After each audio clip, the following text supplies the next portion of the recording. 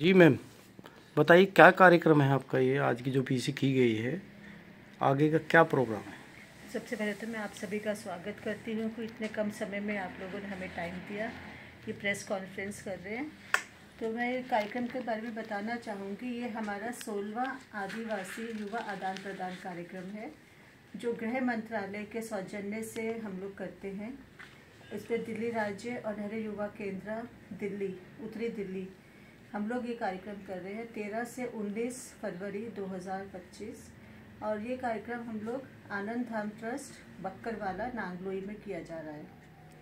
तो इस कार्यक्रम में जो बच्चे आदान प्रदान युवा कहाँ से आएंगे, किन किन स्टेटों के आएंगे आपके यहाँ? ये जो युवा होते हैं नक्सलवाद एरिया के युवा होते हैं। और इस बार जो हमारे पास 3 राज्यों से आ रहे हैं, छत्तीसगढ़, झारखंड और उड़ीसा के 5 जिलों के युवा, 200 युवा रहेंगे। और साथ में उनके साथ 20 एस्कॉर्ट्स आएंगे जो बीएसएफ से आएंगे। और बीएसएफ है, आईटीबीपी है और माई भारत से आएंगे। इनका सेलेक्ट कैसे करते हैं? क्या फोर्स के द्वारा सेलेक्ट किए गए बच्चे? जी हाँ, ये फोर्सेस के द्वारा ही सेलेक्ट होते हैं। बीएसएफ से है तो वहाँ के जो उनके डिस्ट्रिक्ट के बच्चे हैं वो ही सेलेक्ट करते हैं। अगर सीआरपीएफ है तो वही सेलेक्ट करती है। और ऐसे ही आईटीबीपी सेलेक्ट करती है अपने यहाँ के बच्चों। 13 तारीख को इसका उद्घाटन कौन करेगा?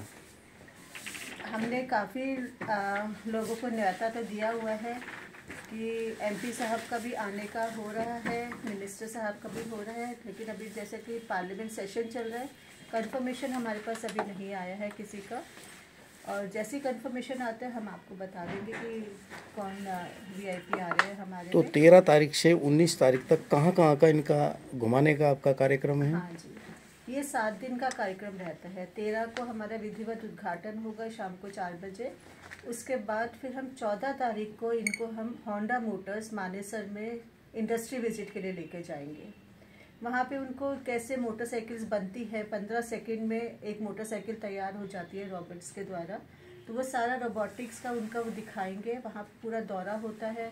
एक उनका रोड सेफ्टी के ऊपर सेशन भी रहता है। उसके बाद लंच के बाद फिर हम उन्हें लेके जाएंगे गुड़गांव सेक्टर 56 में, जहाँ पे हम उन्हें एक मेट्रो राइड कराएंगे।